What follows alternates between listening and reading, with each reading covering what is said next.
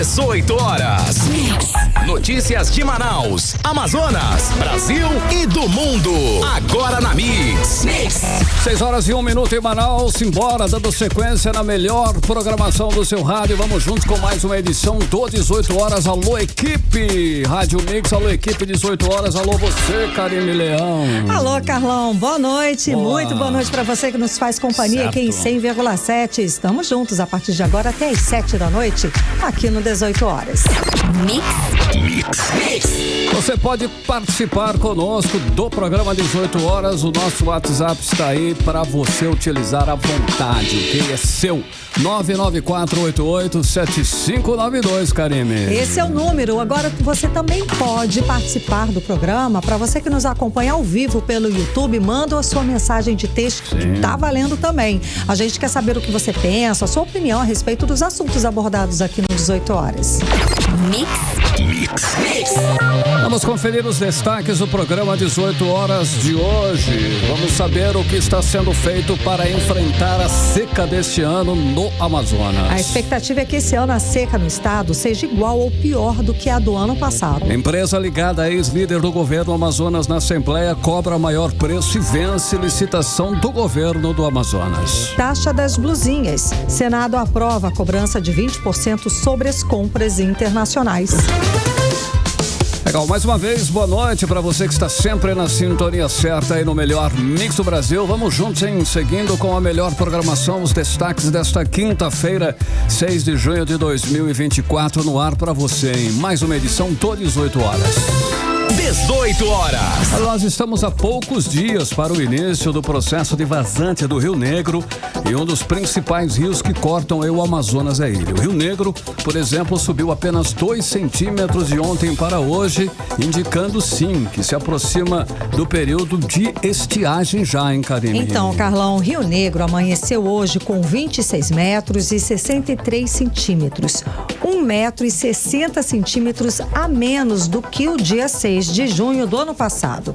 Vale lembrar, é claro, que ninguém esquece de que em 2023 o Rio Negro registrou a maior seca da história. Atingiu a cota de 12 metros e 70 centímetros. E a gente lembra das imagens chocantes dos rios secos. Mudou, né, Carlão, a geografia aqui da região. Além dos prejuízos irreparáveis para a economia local, o pior impacto foi para as pessoas. Várias cidades e comunidades ficaram isoladas. E todas as previsões, Carimes e ouvintes, dos órgãos ambientais indicam que este ano a seca deve ser novamente severa. Pode até mesmo ser pior que a do ano passado, se é possível. E isso levou o governo federal a orientar aí a prefeitura, de um modo geral, a antecipar decretos de emergência. As prefeituras, principalmente, claro, as prefeituras do interior do estado. Sim. E a repórter Nathalie Moraes está ao vivo com a gente. Ela tem mais informações sobre as ações de prevenção para a estiagem deste ano. Boa noite, Nathalie. Então, o Amazonas já está de fato mesmo, de verdade, se preparando para enfrentar mais uma seca severa. Boa noite, Nathalie. Boa noite, Karine. Boa noite, Carlão. Boa noite, ouvintes do programa 18 horas. Dessa vez a gente pode dizer, né, que o Amazonas está se preparando, né? Claro, a gente vem vivendo uma crise no meio ambiente sem precedentes, né? Uma crise, mas dessa vez uma crise já anunciada e dessa vez as nossas autoridades estão tentando de alguma forma, né, se preparar para tentar minimizar os impactos, já que a gente ainda nem se recuperou da estiagem do ano passado, né, Karine? Sem dúvida. Porque a gente sabe, os rios aqui da nossa região e também de outras cabeceiras não conseguiram se recuperar. O Carlão estava dizendo, né, o Rio Negro hoje em Manaus está mais, né, mais de 1,60 m a menos do que no mesmo período do ano passado. Né? Faz muita diferença. Faz muita diferença e as cidades, outras localidades mais para o interior ainda estão isoladas. Exatamente. E aí é uma situação muito difícil que, infelizmente, né, os prognósticos climáticos indicam que em 2024 a gente pode ter uma crise tão severa, né, uma seca tão severa, uma estiagem tão crítica quanto nós tivemos em 2023 ou até pior ainda em 2024. E aí todo esse assunto, toda essa situação da Amazônia, da estiagem, foi pauta, né, durante o evento sobre o Dia Mundial do Meio Ambiente no Palácio do Planalto em Brasília. A ministra do Meio Ambiente, Marina Silva, ela chamou a atenção atenção para a nossa Amazônia, para a nossa região. E ela disse sim que as nossas autoridades brasileiras, elas precisam se preparar, já que qualquer situação aqui na Amazônia, no nosso bioma, acaba impactando no mundo todo, né, Karime? Todo mundo conhece a Amazônia, o pulmão do mundo. E é verdade. Não, a gente sabe que não é, digamos, o pulmão do mundo, mas interfere sim no clima de todo mundo. Sim, né? Exatamente. E aí, o que a ministra queria dizer? Que os impactos, né, para que os impactos da estiagem sejam minimizados, o governo federal realmente precisa se unir com o Amazonas para a gente tentar, de alguma forma, né, diminuir toda essa situação. São esperados grandes incêndios também aqui na nossa região. Inclusive, Karime, nos últimos 6 meses, a gente teve um aumento aí de mais de 80% em relação às queimadas aqui na nossa região. A gente tem pelo menos 12 municípios que são mais afetados, né? A maioria deles na região sul do Amazonas, mas a gente também tem municípios coladinhos aqui com a nossa capital, Manaus, né? Municípios da região metropolitana, como Altazes, Iranduba, Careiros, são municípios que vêm sofrendo muito com as ações do homem. E aí a gente conversou com a analista de conservação da organização não governamental, a WWF, a Cíntia Santos. E aí ela falou pra gente sobre a importância do combate aos incêndios, né?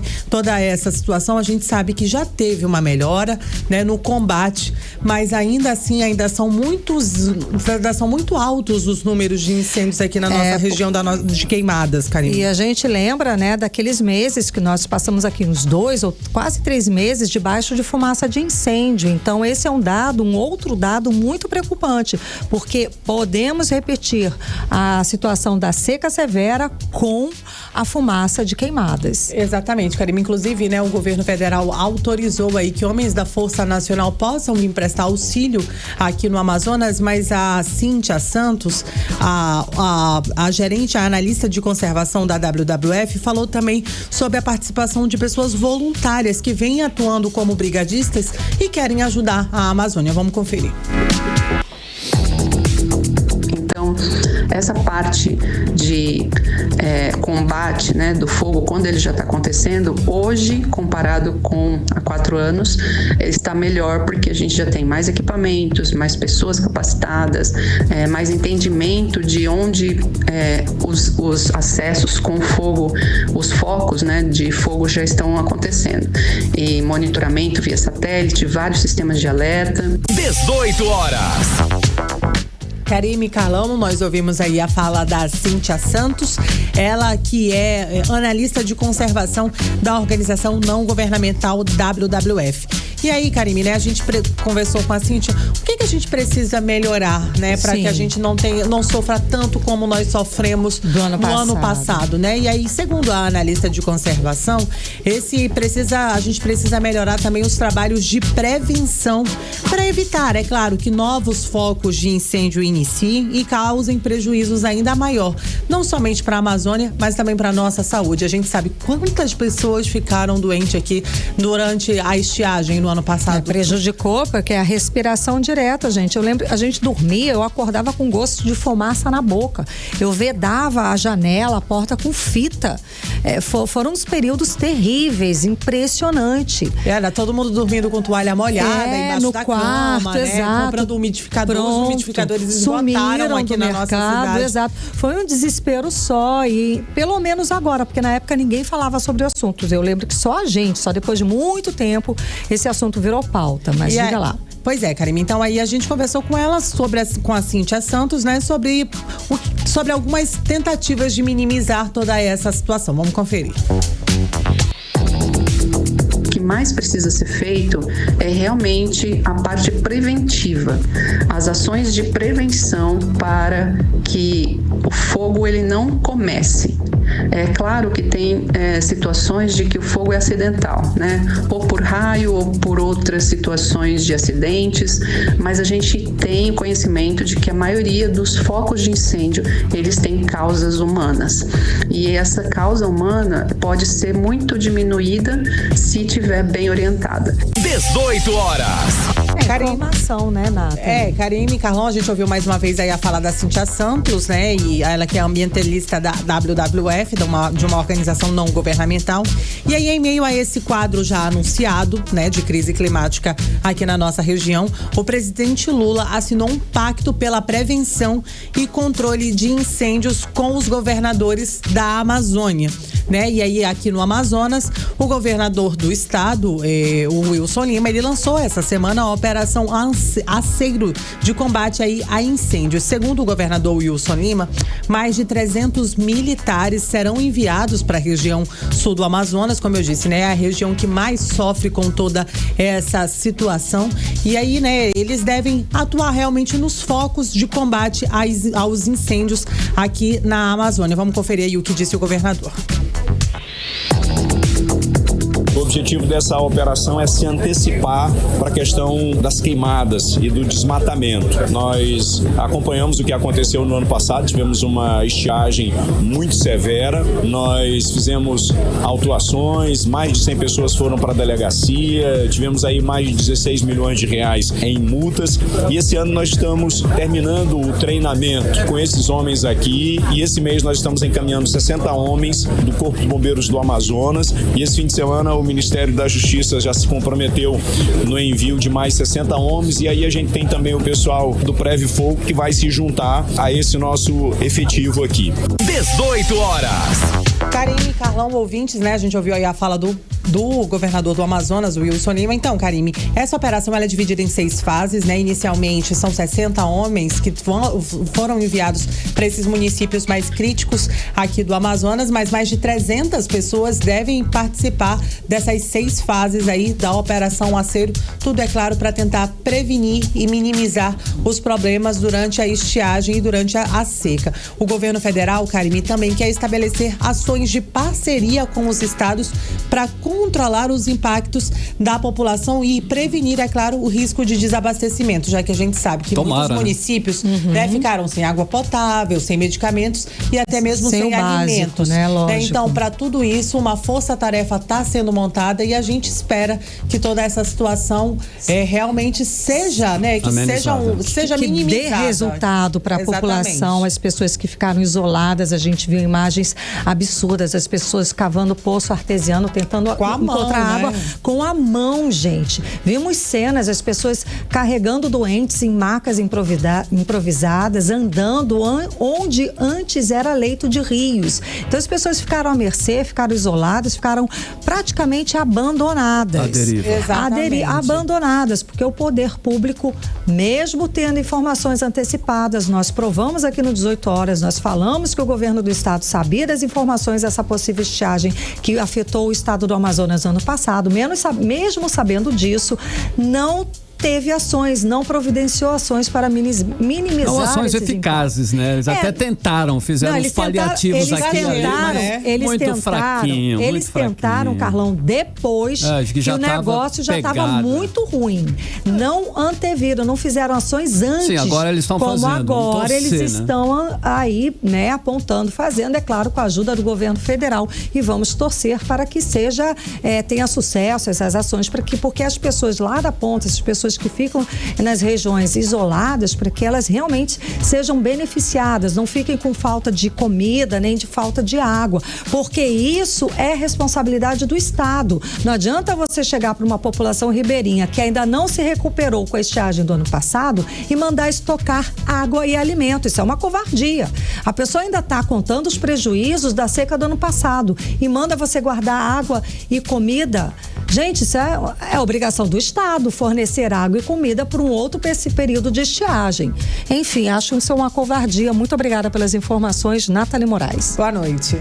Valeu, Nathalie. Agora 6h15, você está no melhor mês do Brasil. 18 horas. Olha aí, temos mais um escândalo do governo Wilson Lima. Outro, no caso. Um empresário ligado a ex-líder do governo no Amazonas, na Assembleia Legislativa, deputado Carlinhos Bessa, ganha contrato de 23 milhões milhões com o Centro de Educação Tecnológica do Amazonas. Olha aí. Carlão, e além disso, Carlão, a empresa vencedora, JS Serviços e Treinamentos, não apresentou a menor proposta, ao contrário, venceu a disputa, gente, mesmo apresentando um valor, escuta essa, 10 milhões de reais a mais que a empresa que ofereceu o menor lance. A empresa JS Serviços e Treinamentos vai prestar serviços por uma plataforma de cursos para ensino à distância lá no CETAM. Vamos aos detalhes aí desse absurdo com o Odinei Araújo. O Centro de Educação Tecnológica do Amazonas, CETAM, é a autarquia pública estadual vinculada à SEDUC, Secretaria de Educação do Amazonas. O CETAM vai pagar 23 milhões de reais à empresa JS Serviços e Treinamentos, a Conex Life Pro, do empresário Siddhartha Pinheiro de Araújo Gadelha, por uma plataforma de cursos para ensino à distância.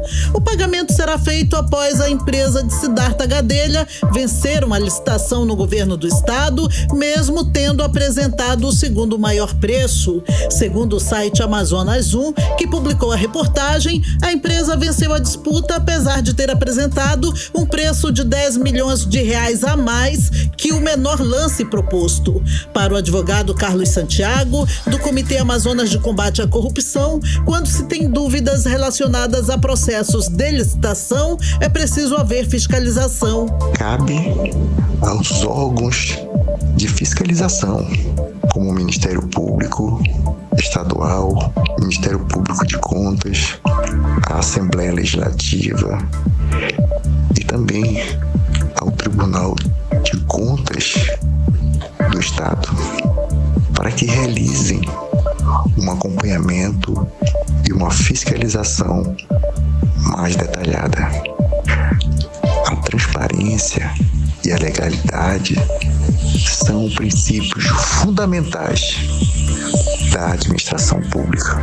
A denúncia envolvendo esses contratos não chegou ao Comitê de Combate à Corrupção, mas ainda conforme a denúncia do site Amazonas 1, o fundador da empresa vencedora já recebeu direta ou indiretamente do governo do Amazonas mais de 3 milhões de reais e foi condecorado em 2022 com a medalha Rui Araújo, a mais alta comenda da Assembleia Legislativa do Estado. A condecoração foi proposta pelo deputado estadual e ex-líder do governo, Carlinhos Bessa. Outro detalhe é que atualmente o CETAM é comandado por Fábio Henrique dos Santos Albuquerque, indicado ao cargo pelo atual líder do governo na Casa Legislativa, o deputado Felipe Souza. O site também informou que em outubro de 2022, o empresário vencedor da licitação atual no CETAM comandou o projeto Vestibular Social em parceria com a SEDUC para alunos da rede pública. Pelo serviço, ele recebeu mais de 12 milhões de reais em emendas parlamentares dos deputados Carlinhos Bessa e delegado Péricles. Já em 2023, outra empresa ligada ao empresário Siddhartha Gadelha, do ramo alimentício, venceu licitação na SEDUC de mais de 1.200.000 reais para fornecimento de polpas. No total, até março desse ano, a empresa de Siddhartha recebeu 1.537.000 reais, segundo o portal da Transparência do Governo do Amazonas. De acordo com o atual histórico da licitação do CETAM, a empresa Avante Brasil Informática e Treinamentos foi a melhor colocada ao apresentar um valor de 13.712.000 reais pelo serviço ao Centro de Tecnologia do Amazonas, mas ainda assim foi desclassificada. O 18 Horas tentou falar com o deputado Carlinhos Bessa, mas até o fechamento da reportagem ele não enviou resposta. O governo do Amazonas também não se pronunciou sobre o caso. Odinei Araújo para o 18 Horas. Você está ouvindo 18 Horas. E não para por aí não, né? Temos mais uma denúncia de superfaturamento no contrato milionário do governo do Amazonas. Mais um aí. Uma empresa denunciou para o Tribunal de Contas do Estado, o Detran, sobre um contrato para alugar um totem de autoatendimento, Karine. Então, Carlão, segundo a denúncia, o Detran escolheu uma proposta superfaturada de 124 milhões de reais. O repórter André Meirelles tem mais informações a respeito desse caso. caso, ele conversa ao vivo agora com a gente. Boa noite, André. Então, a denúncia, pelo jeito, tem fundamento, não é isso? Muito boa noite, Karime, boa noite, Carlão, boa noite a você, ouvinte. Inclusive, olha aí, tá aí, só acessar o 18horas.com.br, também tem várias informações, né? A gente tá aqui numa rádio, mas quem quiser ver ali todos os documentos, PDFs... Os detalhes estão todos lá no site do 18 estão Horas. Lá, tudo apurado, tudo com credibilidade, né? Olha só, a presidente do TCE, Tribunal de Contas do Amazonas, que é a Yara Lins dos Santos, ela admitiu uma representação com pedido de medida cautelar.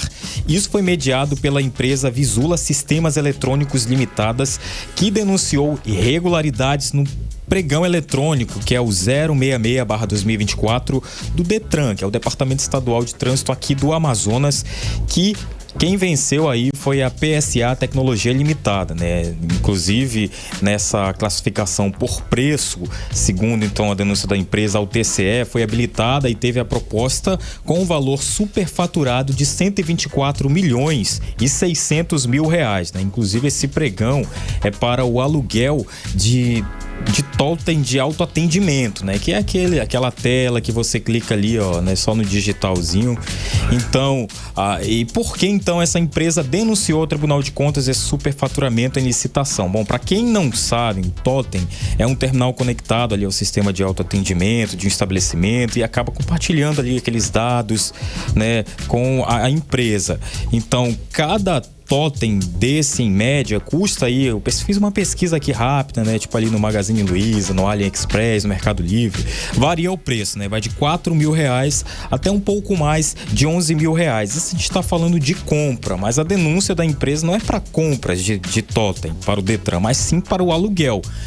Então, se no caso fizesse um contrato com uma empresa para aluguéis, né, desses equipamentos, segundo a empresa, sairia mais barato, né? Então, a empresa denunciante, que é a Visula, afirma ainda que depois da inabilitação desses sucessivos licitantes, a proponente, né, essa outra empresa, né, que fez essa ordem de classificação por preço, foi habilitada e teve a sua proposta aí e acabou denunciando por causa desse valor de R$124.620.000, né? Então, a outra empresa, né, que conseguiu aí essa licitação desse valor aí, que ela também estava realmente aí no páreo, ela estava concorrendo a esse... Exatamente, acabou ganhando. Então o contrato foi esse valor aí, R$124.600.000. Só que a outra empresa, né, que recebeu também esse orçamento, que fez a denúncia ao TCE, diz que esse valor está errado, é superfaturado, é um valor 6 vezes superior o que a empresa Visula, que está denunciando ao TCE, ofereceu. Que ela ofereceu para o DETRAN. Exatamente. Eita, né? 6 vezes mais. 6 vezes mais, né? Inclusive, a conselheira Yara Lins, ela admitiu uma representação e acabou encaminhando para um conselheiro relator analisar o pedido da medida cautelar. Por que agora pra gente entender, mas por que a empresa procurou ali o TCE, né? Pra gente entender o motivo da empresa Visula ter denunciado para o TCE que o Tribunal de Contas é um órgão autônomo que auxilia o Poder Legislativo a exercer aí o controle externo, fiscalizando os gastos, né, do Poder Executivo. É, o órgão que tem que fiscalizar, né? Isso mesmo, né? Mas a gente procurou um especialista aqui, que é o advogado de ciências jurídicas, né, Daniel de Campos, que vai explicar mais ou menos o que é, né, qual é a função do TCE em relação a receber essas denúncias, né? Vamos conferir. Ele não é ligado ao Poder Judiciário e sim ligado ao Legislativo. Por quê? O Legislativo, depois que julga as contas do prefeito ou do governador ou do presidente da República, né? Então, eles atuam como um órgão auxiliar, mas independente do Legislativo também. Eles analisam as contas do próprio Legislativo, né? Eles analisam do Legislativo, do Judiciário e do Executivo, né? E com isso, eles não são instância final a nível administrativo, sim, dentro das suas próprias... Tem o primeiro julgamento, tem o segundo julgamento, tem uma ação de revisão, ação rescisória dentro do próprio Tribunal de Contas, mas a decisão deles pode ser levada ao Poder Judiciário. 18 horas. Então tá aí, Karime, Carlão e ouvintes, a gente conferiu a fala do advogado Daniel de Campos, que é advogado de ciência jurídica, explicando aí essa situação. A gente procurou a fala dele para que a gente possa entender que a empresa Visula acabou procurando o TCE, Tribunal de Contas aqui do Estado, para fazer essa denúncia de superfaturamento, de licitação de 124 milhões e 600 mil reais do Detran do Amazonas apenas para aluguel de totem de alto atendimento. E a denúncia é que esse número, esse valor aí é 5 vezes mais, 6 vezes mais do que o valor praticado no mercado e o valor que essa outra empresa que denunciou ofereceu para o Detran. Aí agora o TCE, o Tribunal de Contas do Estado, vai analisar tudo para depois encaminhar para... Isso, Poder Judiciário, como o Daniel, explicou. O doutor Daniel, advogado, aí explicou nesse momento, né? Então é isso, Karime, Carlão. Ok, nossa, só 6 vezes maior que o valor que venceu. Eita, nós. Obrigada, André Meirelles, pelas informações. Valeu, André. 6h26, você e o 18 horas. 18 horas. Continue aí, 100,7. Daqui a pouquinho nós vamos trazer para você as atualizações do caso da Dídia Cardoso em instantes. 18 horas. Agora, conferindo a previsão do tempo e temperatura amanhã, sexta-feira. Com você, Karime. Previsão do tempo. Para esta sexta-feira, a previsão do clima-tempo é de sol com aumentos de nuvens de manhã, com pancadas de chuva à tarde e à noite. A mínima prevista, 24 graus. A máxima pode chegar a 32 graus. As chances de chuva são de 15%. A umidade relativa do ar fica entre 71% e 97%. Mix. A maquiadora Claudiele Santos da Silva, que trabalhava no salão de beleza de Dídia Cardoso, deixou o sistema prisional na tarde de hoje, Karime. A gente chegou a comentar, né, que ela conseguiu essa prisão domiciliar porque ela tem vai estar de tornozeleira, né? Exato, ela tem um filho de 1 ano e 9 meses, enfim, abaixo de 2 anos e precisa, claro, dos cuidados especiais. A maquiadora falou com a imprensa e disse que não tem envolvimento com um grupo religioso que usava cetamina nos rituais. A repórter Nathalie Moraes segue acompanhando os desdobramentos desse caso e traz agora os detalhes pra gente. Claudiele Santos Silva, de 32 anos, é uma das investigadas pela Polícia Civil de integrar uma seita religiosa que fazia o uso de drogas como ketamina, o que, segundo o inquérito policial, teria levado à morte da empresária e ex-sinhazinha do boi garantido, Dídia Cardoso. Claudiele se entregou no 1º Distrito Integrado de Polícia na última sexta-feira e está sendo investigada por associação criminosa, tráfico de drogas, risco de contágio e curandeirismo. A maquiadora da rede de salão de beleza da família Cardoso estava presa no Centro de Detenção Feminino na BR-174.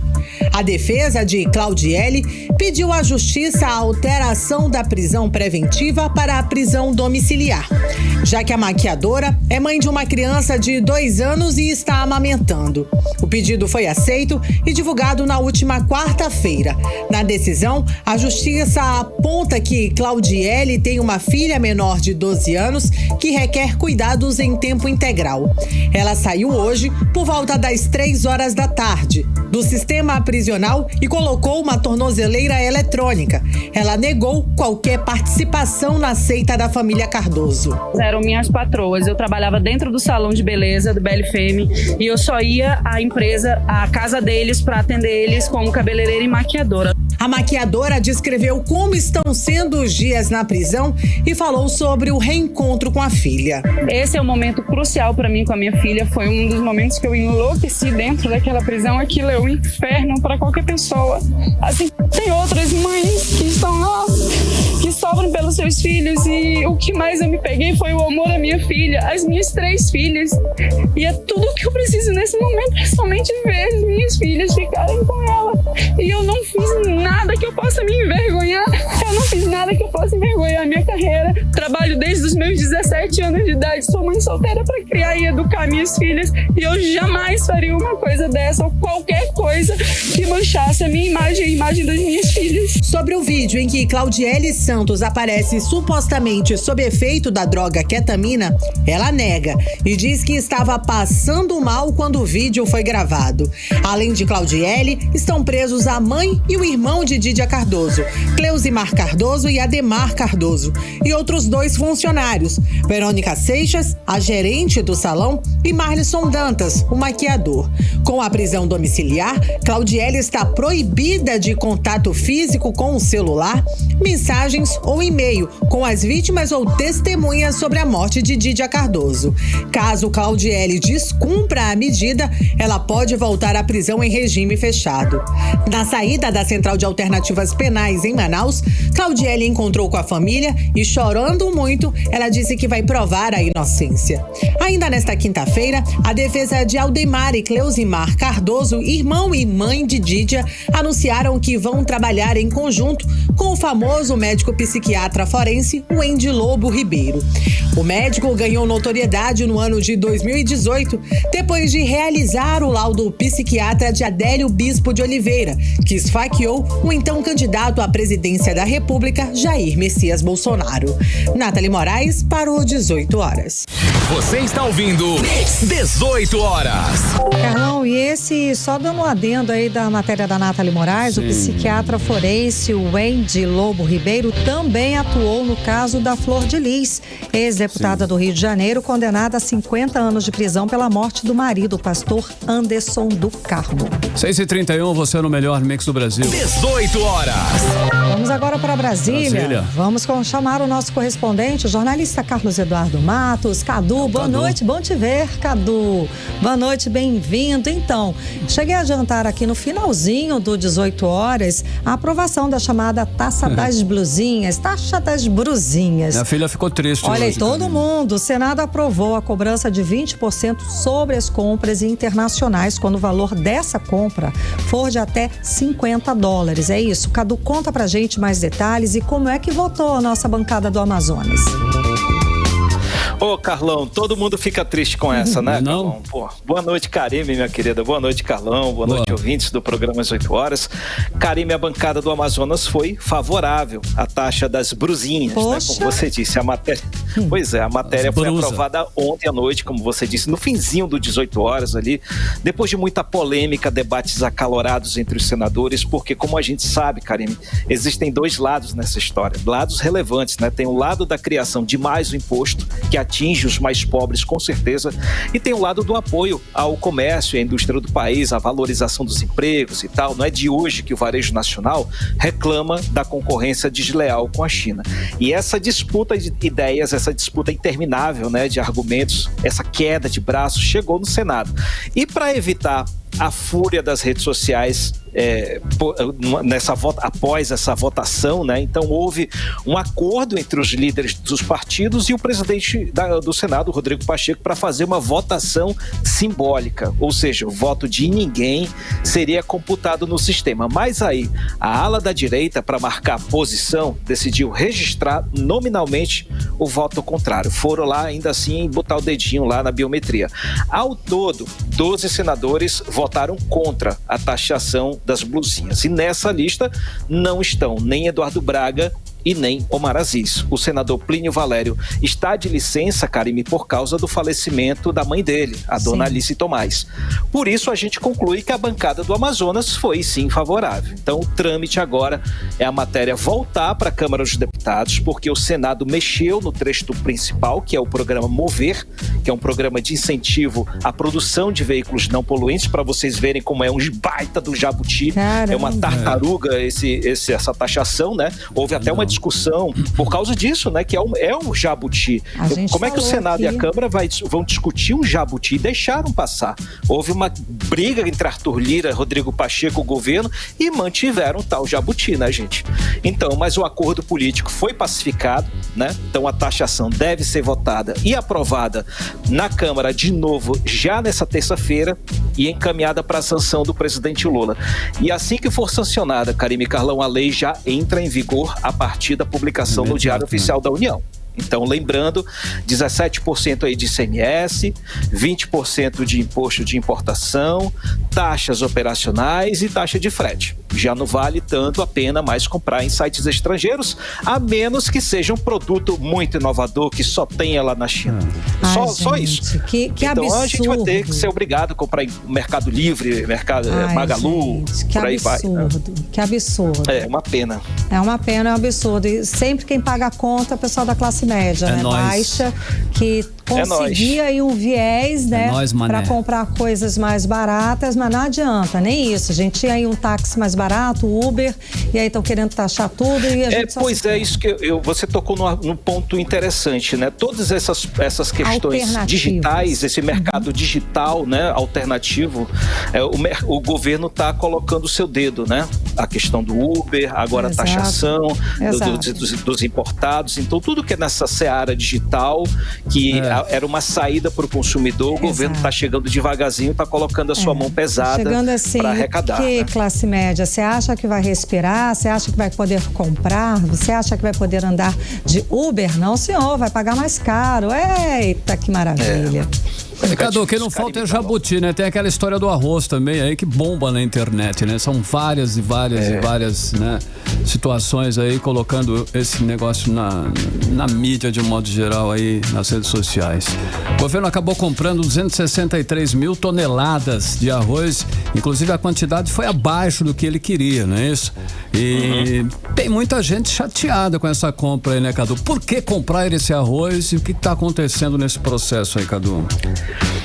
Carlão, tem gente poderosa, chateada, que são os produtores de arroz daqui do Brasil, que eles acusam aí o governo federal de tentar controlar o mercado e fazer uma política com a crise do Rio Grande do Sul. A bancada do agro, no Congresso Nacional, que é uma bancada poderosíssima, entrou na Justiça pedindo para suspender o leilão da Conab, e saiu, inclusive, ontem, uma decisão favorável, mas aí a Justiça Federal, hoje pela manhã, cassou essa liminar e devolveu à Conab o direito de realizar o leilão. Então, hoje, o governo federal realizou, por meio da Conab, um leilão para comprar 263,3 mil toneladas de arroz importado. E como você disse, Carlão, o governo queria mais, né? Queria comprar até 300 mil toneladas, mas aí ficou em 263 mil toneladas. Segundo o governo federal, o argumento, né? O preço do arroz aumentou 40% nos últimos dias por causa da crise, né? E por conta das enchentes no Rio Grande do Sul. O estado gaúcho é responsável por mais de 70% da produção nacional. O governo federal vai vender, atenção para esse detalhe, né? Agora, o governo federal vai vender o arroz ao preço de R$4 o quilo do varejo, numa embalagem específica com a marca estatal. E o preço não pode ultrapassar R$20 pelo pacote de 5 quilos. O arroz com a marca estatal vai ser distribuído aos pequenos comércios, aos mercados de vizinhança, aos supermercados, aos hipermercados, atacarejos, enfim. Vai ser uma operação paralela ao mercado que já existe, coordenada pelo governo federal, gerenciado pela Conab, né? Então, claro, como esperado, o tema já, como você disse, Carlão, já está pipocando nas redes sociais. Estão falando até que esse arroz é de plástico, hein, Cadu? Que é de plástico esse arroz aí. Pô, cara, é fake news. Fake news. Para com isso. Olha, tudo isso. Então não compra o arroz, Carlão. Não compra, exatamente. Não compra o arroz, compra o tio João. Agora, R$4 tá legal. Eu vou comprar para experimentar. Mas se for legal, cozinhou. Vamos comprar, manda bala. Fazer o quê? Se tá barato, eu vou comprar. Exatamente, se tá barato, eu quero até que diminua o preço do feijão. Tá R$9 que diminua o preço do macarrão. Eu quero que diminua o preço da carne também, porque eu não senti nenhuma melhora. A picanha, né? A gasolina aumentou por aqui. Aqui também aumentou, Cadu, a gasolina. A questão são todos os impostos, os tributos que fazem esses produtos chegarem mais caro para o brasileiro. Exato. Se tivesse essa tal da reforma tributária, reforma de fato, honesto, real, tinha que eliminar muita coisa, muita taxação, porque é isso que banca todo. Taxação. A gente pois o que a gente está vendo é mais taxação, é cobrança de mais imposto.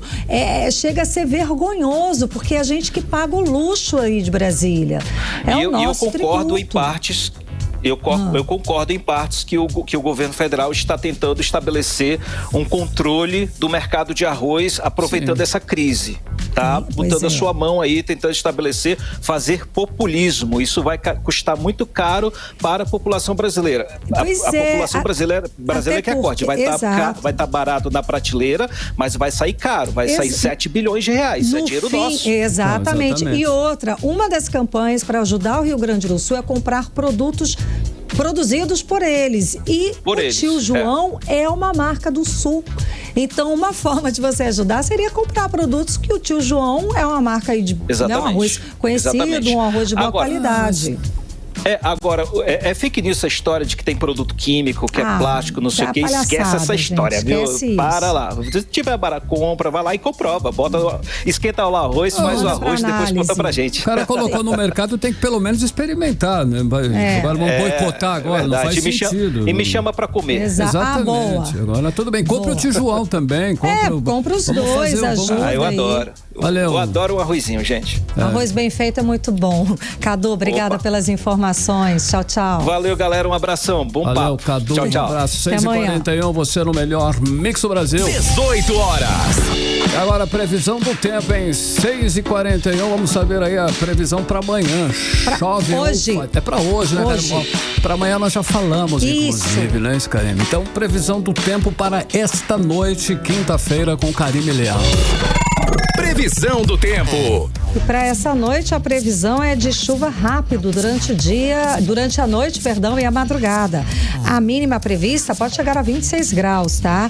E a umidade relativa do ar gira em torno de 70% a 97%. Mix. Vamos falar com Cíntia Blink. Chegou a hora da gente falar sobre os bastidores da política local. Cíntia, que estava aguardando informações atualizadas para entrar para falar pra gente. Então, Cíntia, vamos lá. Quais foram os secretários da Prefeitura de Manaus que deixaram as secretarias e podem vir como candidatos a prefeito de Davi Almeida? A gente falou sobre essa hipótese, sobre isso ontem. A gente começou falando sobre esse assunto, mas a gente tem novidade no Diário Oficial ali, quem realmente já saiu? Saiu Cíntia? algo. Boa noite, Karime. Boa noite, Carlão. Olha, alta cúpula da Prefeitura de Manaus, é assim que falam, né? Um bastidor fortíssimo me falou. Primeiro ainda escalão. Hoje irá sair uma atualização do diário. Então eu fiquei apertando lá o F5 para sempre e ainda não teve nada. Então no diário, realmente saiu o diário do dia 5, 2 cadernos, mas em nenhum deles traz a exoneração nem de Renato Júnior, nem de Jesus Alves, nem de nenhum possível aí que foi falado. Será mas que eles estão trabalhando na secretaria? Ninguém sabe, né? Eles são secretários. Até segunda ordem, eles são secretários. Mas assim, só poderia ser até dia 5. Estamos no dia 6, mas apesar do nome ser diário, eles não publicam diariamente. Eles publicam no dia anterior. Então, hoje foi publicado o diário do dia 5. E pode, né, sair aí mais um diário trazendo justamente essas exonerações. Isso é o esperado. Mas eu vou continuar acompanhando e assim que eu tiver novidade eu vou trazer pra você. De qualquer forma, até o presente momento, até o último F5 que eu dei, todo mundo tá com a mesma. Não houve aí novidade. Ainda se fala muito no nome de Renato Júnior, que é o secretário de Infraestrutura. Fala-se também o nome de Jesus Alves, que é o secretário de Habitação e ligado a Eduardo Braga. E surgiu o nome de Chádia Frache. Aí, pela imprensa, no dia de hoje, se falou o nome dela, que é a secretária de Saúde. Chádia tem um prestígio, sim, dentro da gestão da Davi Almeida. Ela é esposa do deputado Abdala Frache, que é parceiro aí de primeira hora do prefeito Davi Almeida. Ele normalmente é quem fica ali ao lado de Daniel Almeida, que também é deputado dentro da Assembleia. Eles ficam ali juntos, né, como uma base do prefeito, digamos assim, dentro da Assembleia, né? Não que exista exatamente isso, mas quando há alguma discussão que esteja relacionada à Prefeitura de Manaus, esses são os parlamentares com quem Davi pode contar. Agora, Cíntia, será que eles podem amanhã emitir um diário oficial retroativo? Tem essa hipótese? Olha, eles precisam ter esse diário do dia 5. Eles ainda há chance, sim. Mas tem que constar que foi dia 5, porque dia 6 aí já não tá mais valendo, né? Então... Mas eu vou continuar de olho aqui. Legal, Cíntia Brinca. Olha só, vereadores de Parintins dão início à CPI da água contaminada em Parintins. O que está acontecendo com essa água na cidade do Festival Folclórico, que está bem próxima? A água está contaminada lá, é isso, a água Cíntia? É contaminada e prestes a receber um festival, né? A receber muita gente por lá. O que acontece? O vereador Marcilon de Medeiros, ele conseguiu aí as assinaturas para criar justamente a CPI, a Comissão Parlamentar de Inquérito, que vai busca investigar a Prefeitura de Parintins por conta desse fornecimento da água do município. O que aconteceu? Saiu um relatório da Companhia de Saneamento do Amazonas, a Cosama, e nele está dizendo que a água de Parintins foi encontrado substâncias que não poderia, que compromete essa água. São amônia, magnésio, ferro, nitrato de alumínio, cloriformes fecais. Então, que não é uma água boa para o consumo, isso aí está dado. Aí o que aconteceu? O prefeito, que é Bigarcia, que faz oposição ao Wilson Lima, teve um momento que eles tentaram ali, né, se unir no último festival, mas não deu muito certo. Hoje eles estão em lados opostos. Ele fez um decreto dizendo que é uma situação de emergência em Parintins. O que esse decreto de emergência possibilita? A gente já viu isso na pandemia muitas e muitas vezes. Possibilita que você faça licitações de uma forma mais fácil, que você não passe por todo o trâmite que precisava. Só que ele fez esse decreto sem antes falar com a Câmara Municipal de Manaus. E um poder não pode se sobrepor ao outro. Essa é a tal da harmonia dos poderes, né? Não quer dizer que tá todo mundo de bem, quer dizer que todo mundo tem o seu lugar. E aí, diante de tudo isso, até o Tribunal de Contas do Estado do Amazonas entrou em ação para julgar se esse decreto está em vigor, de fato, deve ficar em vigor ou não, se ele é válido ou não, por toda essa situação política por trás disso. Então, foi aprovada a CPI, agora tem que ver se ela vai para frente, como é que ela vai acontecer. Por exemplo, aqui também na Câmara Municipal de Manaus foi aprovada, tinha assinatura para CPI sobre a questão lá do vídeo que foi feito da Secretaria de Comunicação, da Secretaria de Comunicação, do vídeo que foi feito lá do dinheiro na sacola. Mas a gente não viu a secretaria sair. Pode acontecer de mesmo com a assinatura alguma coisa barrar? Pode acontecer, a gente já viu antes. É para isso acontecer? Né? Uhum. Não é. Mas pode acontecer. Pode acontecer por uma questão que não sei explicar, não poderia. Pela lei não poderia, era para andar. Mas a gente já viu isso acontecer antes em Manaus, pode ser que aconteça em Parintins. De qualquer forma, a questão da água lá em Parintins, ela está sendo o assunto, ela é um assunto grave, que né, é sério, precisa ser visto e está sendo visto pela forma política, pela Câmara e também questão de julgamento ali no Tribunal de Contas. Karime. Cíntia, tem polêmica envolvendo o Coronel Menezes. Ele disse que foi vítima de um áudio polêmico que foi divulgado pelas redes sociais. Parece que virou até caso de polícia. Explica pra gente. Exatamente. Viralizou hoje esse áudio que aparece ali a voz de Coronel Menezes, a forma de falar, né? Quem já viu o Menezes falando, vê que é o Menezes ali. E do outro lado a gente não sabe quem é a outra figura, apesar dele trazer um nome. A justificativa de Menezes sobre esse áudio, eu não vou trazer o áudio porque ele falou que a divulgação dele é ilegal, então não tem por que a gente trazer. Mas basicamente o que esse áudio traz de tão polêmico? Ele fala em negócios, ele fala a gente faz negócios e também possíveis casos extraconjugais. E aí, qual foi a situação? Menezes foi à Polícia Civil, que é quem faz a parte aí de investigar, justamente para pedir que a polícia investigue quem viralizou o áudio, quem propagou o áudio. Ele disse que houve manipulação do áudio também, quer saber tudo isso, e não trouxe a coisa ali da inteligência artificial, mas de qualquer maneira, eu acho que a gente pode lembrar dos casos, né? Do caso, acho que o único caso que a gente viu que foi anunciado foi do prefeito, né? Sim, do prefeito Davi Almeida, que virou um caso até nacional, porque é uma preocupação a questão da inteligência artificial, como ela vai ser utilizada. Durante essas eleições, principalmente, né? Por isso que chamou muita atenção em ano eleitoral. Eu perguntei do Menezes se ele entende que esse áudio vai prejudicá-lo politicamente, porque ele é pré-candidato a vereador e ele tem como lema Deus, Pátria e Família. Então, num áudio que traz ali possível possível ação extraconjugal, possível negócio que não seria dentro da lei, tudo isso, como é que isso bate para ele? Ele falou que entende que isso não vai prejudicá-lo porque é um áudio ilegal. E aí, essa foi a justificativa de Menezes. É esperar para ver exatamente. E qual vai ser o estrago? Tá acontecendo também uma outra coisa, falando aí sobre inteligência artificial, esse tipo de ataque mais cibernético. Eu já recebi, não sei vocês, mas eu já recebi muitas vezes números de fora, que é com DDD de fora, trazendo vídeo, informação sobre essa galera que é pré-candidata a prefeito. Mas você tá falando no WhatsApp? No WhatsApp. Já recebi muitos vídeos de todos eles. Eu não. É melhor nem abrir, pode ser qualquer coisa, exato. Eu saio bloqueando.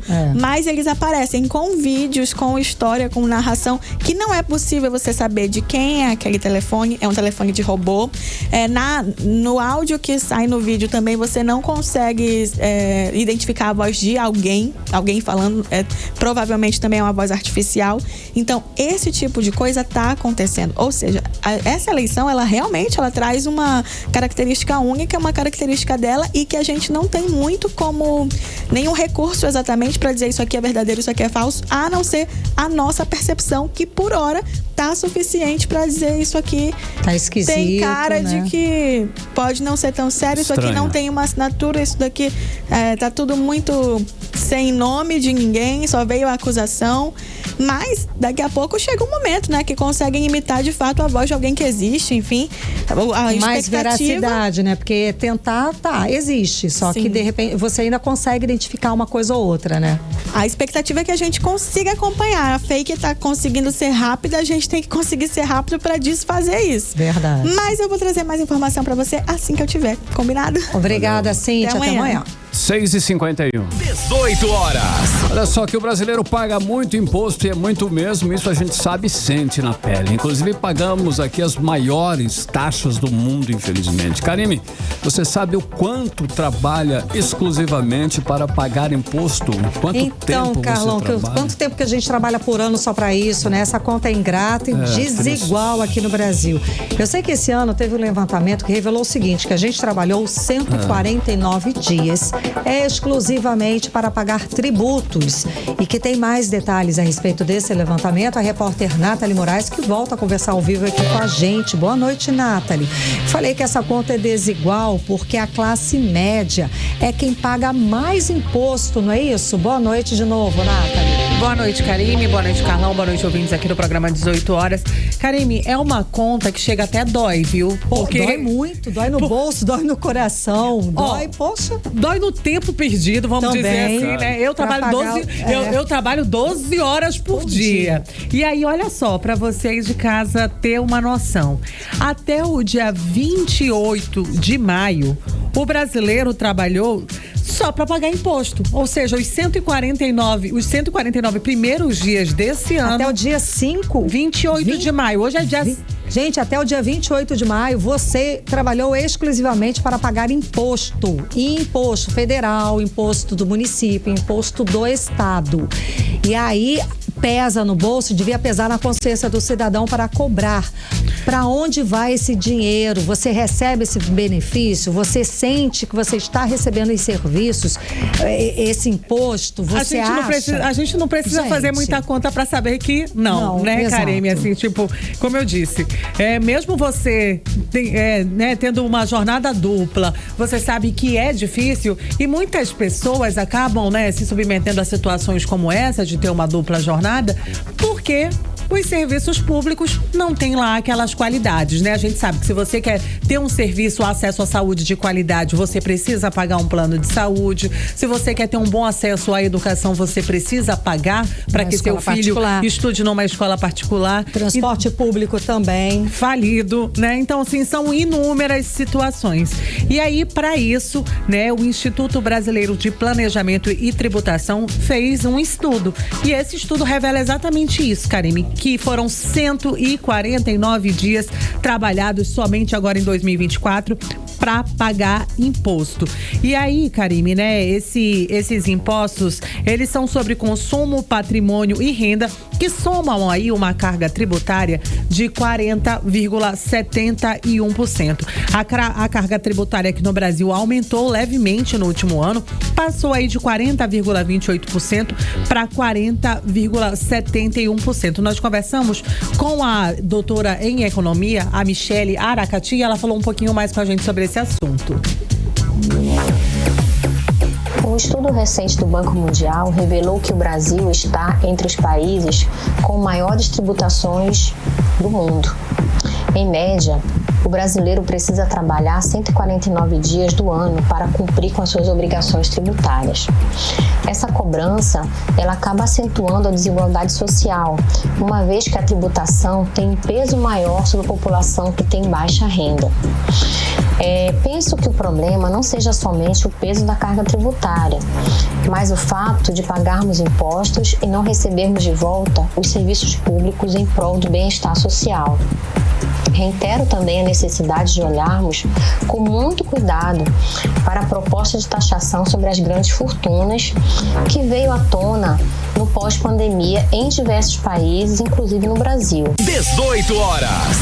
Karime, Carlão, nós ouvimos aí a fala, né, da doutora em economia Michele Aracati, chamando exatamente a atenção para aquele ponto que a gente falou, né? A gente paga muitos impostos, mas cabe a mim, a você, né, a todos os ouvintes cobrarem aí das nossas autoridades, porque exatamente, 149 dias trabalhados até agora só para pagar imposto e não ter retorno nenhum, isso daí é inadmissível. É o nariz de palhaço da população brasileira, né? E aí, para onde vai esses impostos? Bom, não preciso dizer, né? Obrigada, Nathalie Moraes, pelas informações. Valeu, Nathalie Moraes. Mix. 18 horas. Esporte. Giro esportivo, Cid Soares na área. Cid, a premiação da Bola de Ouro 2024 tem data já definida. Vini Júnior, que tá dando um show de bola, é um dos favoritos ao prêmio, meu querido. Fala, Cid, boa noite. Boa noite, querido. Boa noite. Tá me ouvindo bem? Sim, tranquilo. Bom, o seguinte, bola de ouro, né, para melhor jogador do bola mundo de ouro 2024, será entregue provavelmente em janeiro de 2025, mas já dá para ter uma ideia de quem são os principais concorrentes a esse prêmio tão cobiçado. Você já citou um, Vini Júnior, vamos começar por ele. Fez 24 gols, deu 11 assistências nessa temporada, além de ganhar a La Liga, a Supercopa da Espanha e a Champions League com o Real Madrid. Se for campeão da Copa América com o Brasil, com certeza será o melhor do mundo em 2024. Mas também tem concorrência. Olha, o Jude Bellingham venceu a La Liga, a Supercopa da Espanha e a Champions League também com o Real Madrid. Marcou 25 gols e deu 15 assistências. O meia tem grandes chances caso vença a Eurocopa com a Inglaterra. Aí vem na sequência o Kylian Mbappé. O Mbappé, até o momento, marcou aí incríveis 50 gols, deu 17 assistências com a camisa do PSG, tendo conquistado a Ligue, a Supercopa da França, e esses números individuais absurdos, somados a um título aí da Eurocopa com a França em junho, podem fazer do Mbappé realmente um nome muito forte, a Bola de Ouro de 2024. Tem ainda o Phil Foden, que é o meia do Manchester City. Ele já computa aí 28 gols e 11 assistências, além de ter erguido os troféus da Premier League, Mundial de Clubes e a Supercopa da UEFA. Pode ser considerado com mais força se brilhar na Eurocopa com a seleção da Inglaterra. E por fim, o Harry Kane, apesar de não ter vencido nada com o Bayern de Munique, o Kane balançou a rede aí 48 vezes na temporada, deu 14 passes para gol e se for campeão e artilheiro da Eurocopa. Aí, cara, aí sim, né? Ele é um outro nome quente para vencer a Bola de Ouro. Pô, Carlão, Karime, o Amazonas Futebol Clube deu início hoje à venda online de ingressos para o jogo contra o Brusque, que rola no sábado, dia 8. O jogo válido aí pela 9ª rodada da Série B. As entradas custam de R$30 a R$80. A partida contra a equipe catarinense será disputada no estádio Carlos Amit. São 2 setores disponíveis para o torcedor. Nas arquibancadas leste e norte, as entradas custam 30 meia e 60 inteira. Na arquibancada oeste, os ingressos custam 40 meia e 80 inteira. Nos amistosos da seleção, a Holanda venceu o Canadá por 4-0 hoje com banho. A Jéssica para ficar de olho aí, né, na Holanda, que vai ser realmente um adversário sério. E no sábado tem Brasil e México. É o que tínhamos para hoje. Obrigada, Cid, pelas informações. Tchau, tchau. Até amanhã. Tchau, Cid. Até amanhã. 18 horas. Agora em Manaus, 6 horas e 59 minutos. Seguimos direto para o Editorial 18 horas. Editorial 18 horas. A ministra do Meio Ambiente, Marina Silva, fez um alerta para a próxima estiagem na Amazônia e usou uma palavra bastante forte, alertou para o período de seca terrível. O alerta de Marina deve servir como um grito dado bem próximo do ouvido dos governadores. Se a vazante for maior do que a do ano passado, milhares de pessoas na região serão atingidas de forma ainda mais grave. Afinal, o fenômeno só será terrível se as medidas necessárias para diminuir seus efeitos não forem tomadas a tempo. E como está sendo previsto com bastante antecedência, não haverá desculpa para os gestores e governantes. E eles devem ser responsabilizados diretamente de forma exemplar pelas possíveis consequências da falta de ações mitigadoras e preventivas. 18 horas.